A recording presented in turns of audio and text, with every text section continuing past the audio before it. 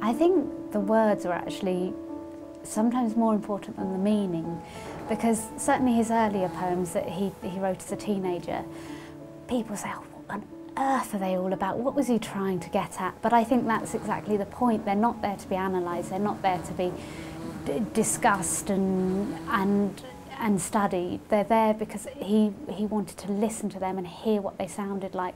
Now as I was young and easy under the apple boughs, about the lilting house and happy as the grass was green.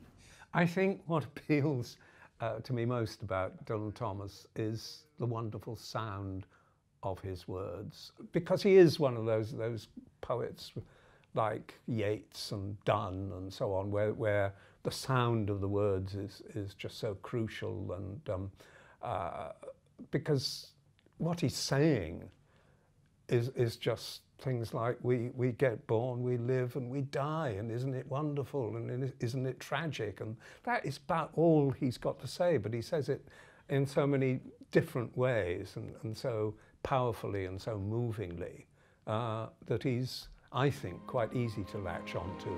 Oh, as I was young and easy in the mercy of his means, time held me green and dying, though I sang in my chains like the sea. He was a performance poet. I mean, in these days, we hear a lot about performance poetry, slam poetry, and people are much more conscious of performing poetry in different ways. But he was a great reader of his poetry. Nice and still, please. Here we go. And action. Do not go gentle into that good night. Old age should burn and rave at close of day. Rage, rage against the dying of the light. I only knew myself what a brilliant and great poet he was when I was asked once to read Do Not Go Gentle into That Good Night.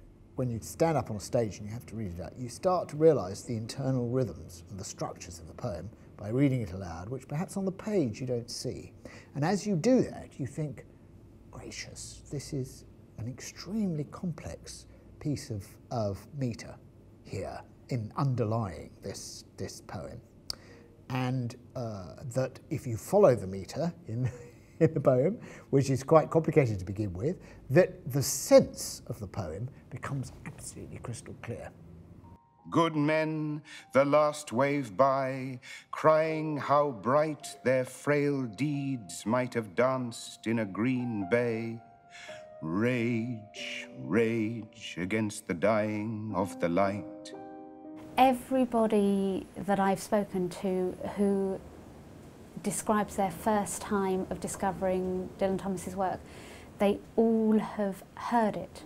Wild men who caught and sang the sun in flight. They've never forgotten it. Whenever they've heard it for the first time, they've not forgotten it, and it's been a lifelong love, really, of Dylan Thomas following that first experience. Rage, rage against the dying of the light.